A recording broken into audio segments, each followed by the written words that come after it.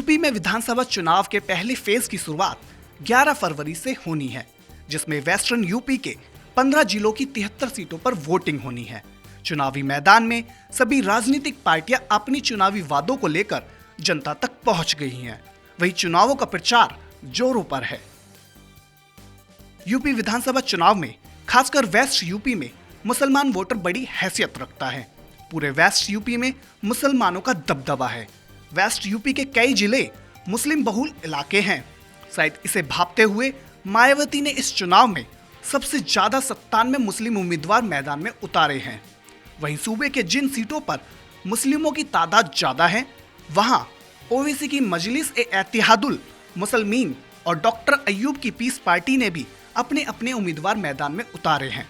पश्चिम उत्तर प्रदेश की मुस्लिम बहुल सीटों पर राष्ट्रीय लोकदल ने भी मुस्लिमों को टिकट दिया है। मुसलमान किसे वोट दें? इस सवाल पर आगरा में मायावती की रैली में आए एक बीएसपी समर्थक कहते हैं, मायावती के शासन में कानून व्यवस्था चौकस रहती है।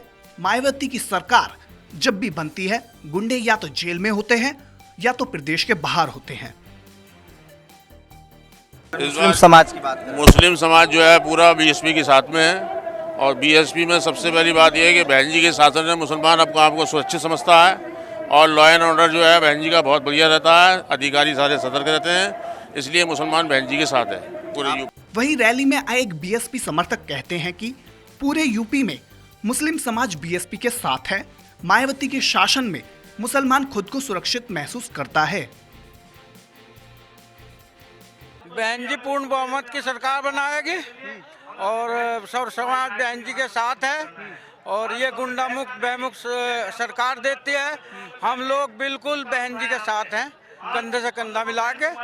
मायावती 22% दलित वोटरों और 19% मुसलमान वोटरों को जोड़कर 2007 को फिर से दोहराना चाहेंगी। मायावती अपनी चुनावी रैलियों में बार बार इस बात पर जोर दे रही हैं। अगर उनकी सरकार बनी तो वो दंगे नहीं होने देंगी। मायावती सरकार जब यूपी में रही, कोई बड़ा दंगा नहीं हुआ है।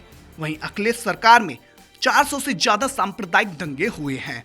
शायद इसलिए इस चुनाव में मायावती मुसलमानों की पहली पसंद बन गई है। Bureau report, national Dastak.